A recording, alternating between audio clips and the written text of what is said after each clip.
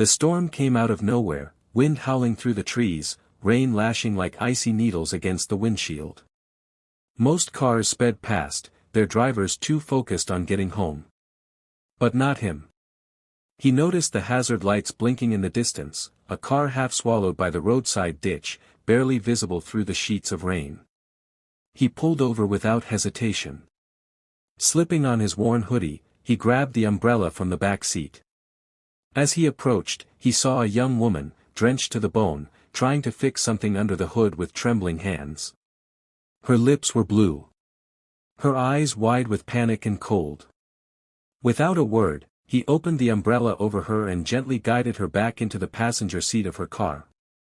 Then, peeling off his jacket, he wrapped it around her shoulders. It was too big for her frame, but it held warmth. Safety. She looked up at him, startled by his kindness. He offered a soft smile. "I couldn't just drive past someone soaked and scared," he said, voice calm despite the storm. She blinked. Not because of the rain, but because of the way his sincerity cut through the chaos. He didn't know she was the mayor's daughter. He didn't care. To him, she was just someone in need, and that was enough.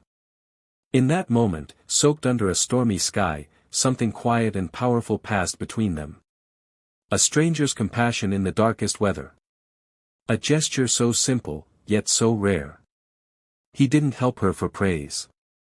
He helped because it was right. And that act would change both their lives forever. The storm still raged outside, thunder rumbling like distant drums, but inside the small roadside diner, a fragile warmth wrapped around them like a blanket. She sat across from him in the booth, drenched hair tucked behind her ears, trembling hands wrapped around a chipped mug of hot cocoa. Steam rose in gentle curls, fogging the window beside them. The blanket he'd just bought from the gas station wrapped her like a shield, too thin for the cold, but thick enough to carry care. He didn't say much. Just sipped his coffee quietly, watching her slowly stop shaking. They laughed, softly at first, about the storm, about her broken-down car, and how she thought the diner was abandoned until the neon "open" sign blinked to life just as they arrived. She wiped her face clumsily, and he leaned across to hand her more napkins, his fingers brushing hers for a fleeting second.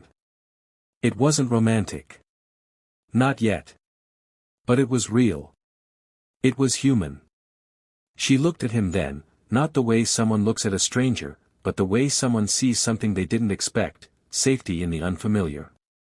"You're the kindest stranger I've ever met," she said, voice soft, cracked by cold and surprise. He chuckled and looked down, embarrassed. He wasn't used to praise. "You'd have done the same," he replied, though part of him wasn't sure. What neither of them knew was how rare moments like this were in a world rushing past. Two strangers, sharing cocoa and kindness while the world stormed outside. In that tiny booth, beneath flickering diner lights, a quiet connection bloomed. Not because of who she was, but because of who he chose to be. The grand chamber of City Hall buzzed with anticipation. Reporters lined the marble walls, flashes from cameras lighting up the polished floor. Behind the podium, the mayor stood tall and composed, but all eyes were on the woman standing beside him. She was no longer the shivering girl wrapped in a blanket. Tonight, she was radiant, dressed in a navy suit that mirrored her father's, her hair pulled back with quiet elegance. Confidence radiated from her, but something else sparkled behind her poised exterior, gratitude. She leaned toward the mic as murmurs fell to silence. "Last night," she began, voice steady but warm, "I was stranded in the middle of a storm. Cold, alone, scared." The cameras clicked faster. The mayor stood still, letting her speak. A stranger pulled over. "He gave me his coat, bought me cocoa, and stayed with me until I was safe." She paused, letting the weight of her words settle. Then turned, scanning the crowd. Her eyes landed on him, standing quietly in the back, jeans still damp from the rain. His brows furrowed in confusion, until she pointed. "That's him," she said, smiling now. "He didn't know who I was, and that's what made it real. The crowd turned. All at once, applause filled the chamber. He stood frozen, a mixture of shock and disbelief painted on his face.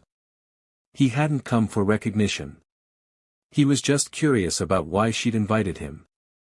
But now, in front of the entire city, he was being honored, not for helping a mayor's daughter, but for helping a human being in need. That night, under city lights and applause, his quiet act of kindness echoed louder than any speech. Because true integrity doesn't need an audience. It just needs heart. The ribbon fluttered in the breeze, bright red and stretched tight across the entrance of the new youth center. A small crowd had gathered, city council members, local reporters, community leaders, and curious residents. They clapped politely as the mayor's daughter stepped forward, her speech notes tucked under one arm. Beside her stood the young man, cleaned up, still a bit unsure of his place in the spotlight. He wore a borrowed blazer and nervously clutched the oversized ceremonial scissors with both hands.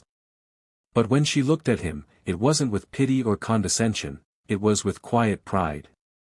She leaned close, her voice soft, private. "You have no idea how many people you've inspired." He blinked, caught off guard by the sincerity in her tone. Then she added, lower, more personal. "You didn't just show me who you are, you reminded me who I want beside me." He froze, her words hitting harder than any applause could. A flush rose to his cheeks, and his grip on the scissors tightened, not from nerves now, but from something warmer. Something hopeful. She turned back to the crowd, raising her voice with confidence. "This center stands for compassion, action, and heart. Just like the man beside me. He's not just a good citizen," she glanced at him, smiling. "He's part of our future." The audience erupted in applause, but his eyes stayed on her. In that moment, with cameras flashing and ribbon poised to be cut, he realized something. The storm had passed. But something real had begun. Not just a new building. Not just a title. But a future they just might share, one built not on status, but on sincerity. And it all started, with an umbrella. The storm was long gone. In its place, a soft summer evening bathed the streets in golden light. Inside the cozy diner, the same booth waited for them, tucked into the corner near the window, where steam once fogged the glass and nerves once filled the silence. Now, the atmosphere was different. Warm. Familiar. Their laughter danced between bites of pie and sips of coffee, stories spilling from their lips as easily as memories. No blankets, no cocoa. Just two souls who had weathered something bigger than rain. She leaned back with a grin, her eyes shining.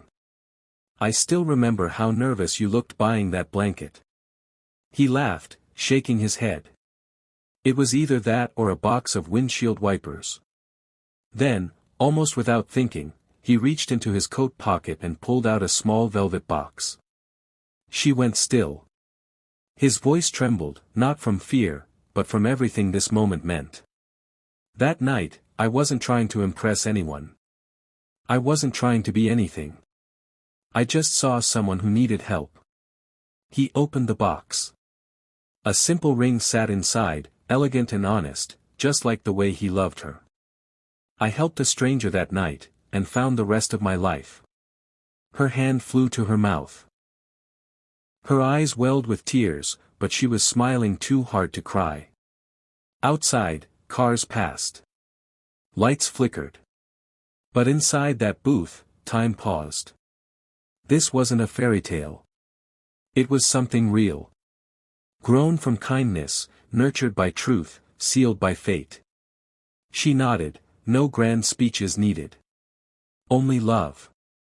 What began with an umbrella in a storm ended with a promise, in the place it all started. And it was perfect.